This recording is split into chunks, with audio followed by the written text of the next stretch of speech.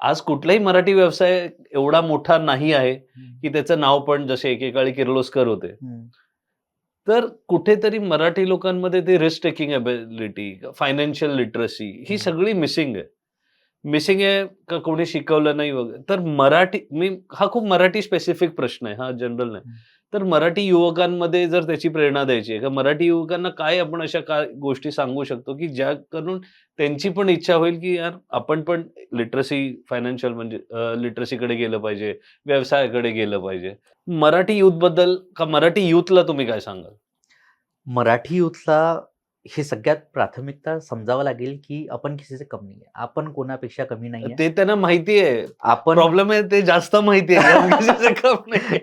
ठीक आहे, पण हां. माहितीच आहे. हां. सुरुवात तर आहे. येस. आता इथे हे माहिती असल्याने होणार तर नाहीये काही. हं. आपल्याला समजावं लागेल, की मराठी बिझनेसमॅन्स जसं हं. किर्लोस्कर, कल्याणी ग्रुप मोठे-मोठे आहेत. आहेत. ते का बरं होऊ शकले? हं. मेजरली मराठी माणसासाठी बॅकिंग कमी असते. हं.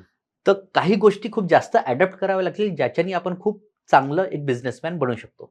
For example, obviously financially literate चांगल्याने व्हावं लागेल. लहानपणापासून आपल्या मराठी बॅकग्राऊंडमध्ये जास्तीत जास्त आई-बाबा आहे की नाही जॉबमध्ये आहे. तर ते बिझनेस अॅक्युमेन तो ऑटोमॅटिक ट्रान्सफर होत नाही. बरोबर. ठीक आहे. तर आपल्याला बिझनेस अॅक्युमेनची स्टडी जास्त चांगल्याने करावं लागेल. आपला फ्रेंड सर्कल असा ठेवावा लागेल, ज्यांच्याकडे बिझनेस होतो. बरोबर. त्यांच्याकडनं शिकायचं आणि ते इम्प्लिमेंट करून पाहायचं. आणि सगळ्यात इम्पॉर्टंट तर आपण आहे की नाही खूप जास्त शॉर्टकट्समध्ये जातो. शॉर्टकट्स सोडणं आणि लॉंग टर्म व्हिजन ठेवणं हे खूप गरजेचं आहे.